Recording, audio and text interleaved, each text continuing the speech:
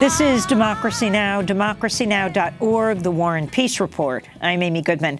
As we return to my conversation with former Black Panther Angela Davis, professor emerita at the University of California, Santa Cruz, I spoke with her in October in Washington, D.C. at the Cultural Hub and restaurant Busboys and Poets. You go back 50 years, you look at 1968, and you look at today, how does it compare from the protests at San Francisco State and Columbia University, the protests in Paris and France, the level of organizing, of course, that year, the assassination of both Dr. King and Robert Kennedy, but the level of organizing that took place then and what's happening right now. Does this give you hope?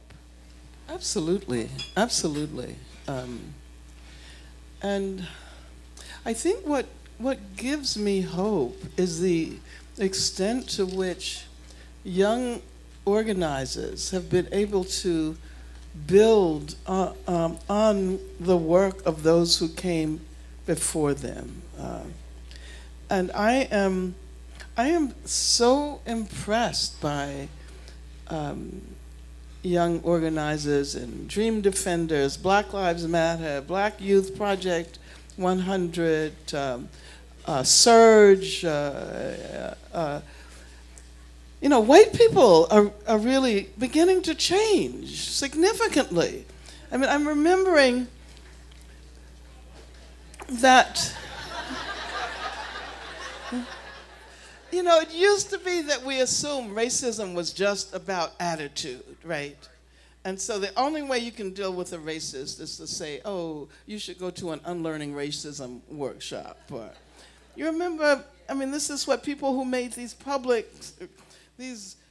racist statements publicly were then asked to atone and to learn, and there was no sense of the extent to which racism is so deeply embedded in the structures and the institutions of this society. And I think now there is a popular understanding of the fact that you can't just assume that by finding Jason Van Dyke guilty of the murder of Laquan McDonald, that's going to change the situation. The Chicago Police Department will continue to be as racist as it was before. And so this notion of abolition has really, really taken hold. And I don't envy young activists and organizers because they have to deal with so much more. Things were so much simpler for us. And that's because we had no idea how complicated these issues really are. I often point out the fact that when we began, when we were calling for black freedom, that was always freedom for the black man. And women were doing most of the organizing. And the women who were doing the organizing didn't even realize that we were excluding ourselves through our very vocabulary from the terrain of freedom. And that's no longer the case. The role of gender and sexuality, I think, queer approaches are becoming more mainstream in terms of organizing queer feminist approaches. And that's exciting. So even though I know the world always appears to be so chaotic and sometimes we can't see a way out, but I think the work that we have to do is to guarantee that we pass down a legacy to the next group, the next generation. And that's our only hope for achieving change. And I see the work that young activists are doing today and the way in which they also call, because you are not young that long. many people are under the impression that, youth is an eternal.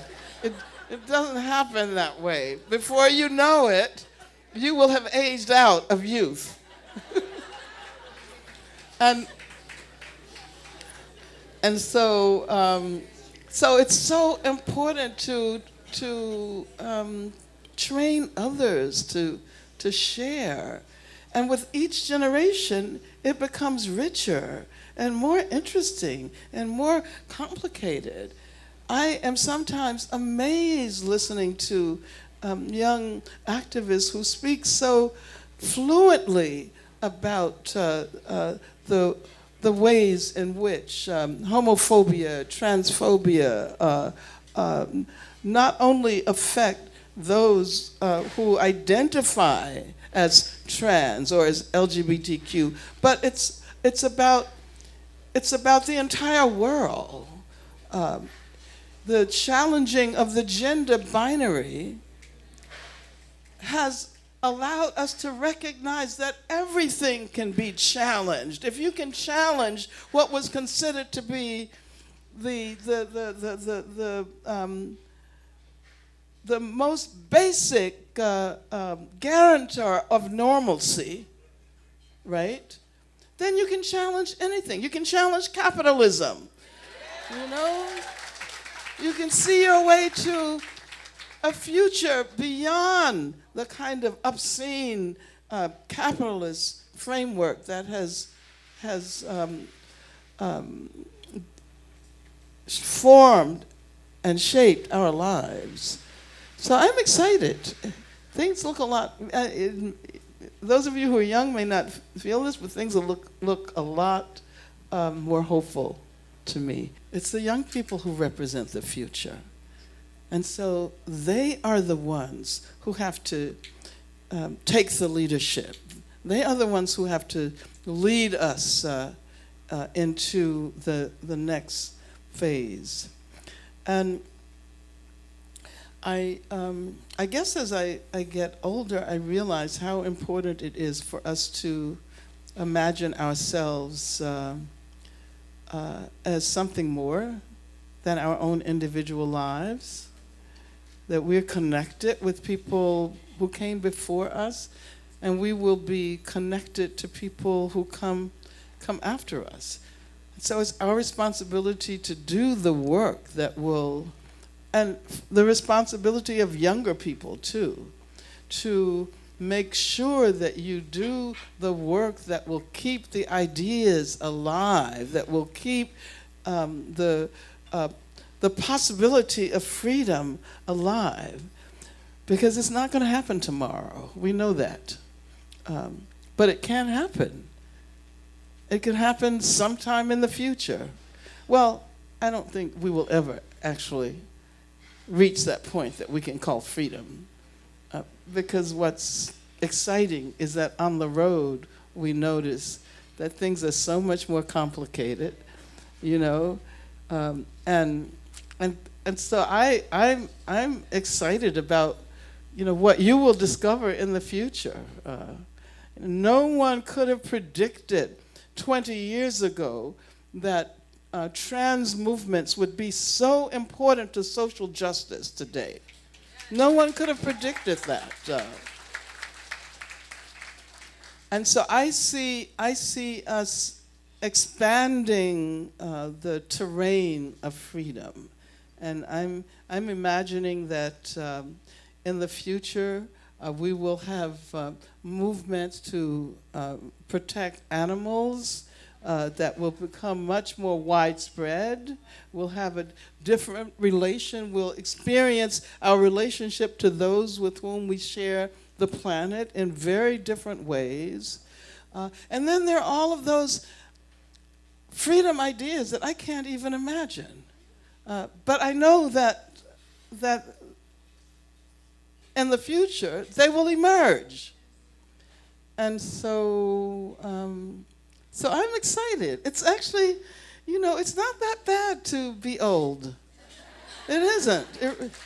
As long as you maintain that kind of perspective and vision that allows you to feel connected to both those who are younger and those who are older, those who came before us and those who will come after us many generations into the future. The legendary activist and scholar Dr. Angela Davis, Professor Emerita at the University of California, Santa Cruz. I spoke with her in October in Washington, D.C. at Busboys and Poets. To see a transcript or the video or audio podcast of the interview, go to democracynow.org. That does it for today's show. Democracy Now! Is produced by Mike Burke, Dina Guzder, Nermeen Sheikh, Carla Wills, Tammy Warrenoff, Sam Alkoff, John Hamilton, Robbie Karen, Hani Masood, Charina Nadura, Tay-Marie Astudio, and Libby Rainey. Mike DeFilippo and Miguel Noguera are our engineers. Special thanks to Becca Staley, Julie Crosby, Hugh Gran, David Prude, Ariel Boone, Vesta Godars, and Carl Markser. And to our camera crew, John Randolph, Kieran Meadows, Anna Osbeck, and Matt Ely. I'm Amy Goodman. This is Democracy Now! Happy holidays.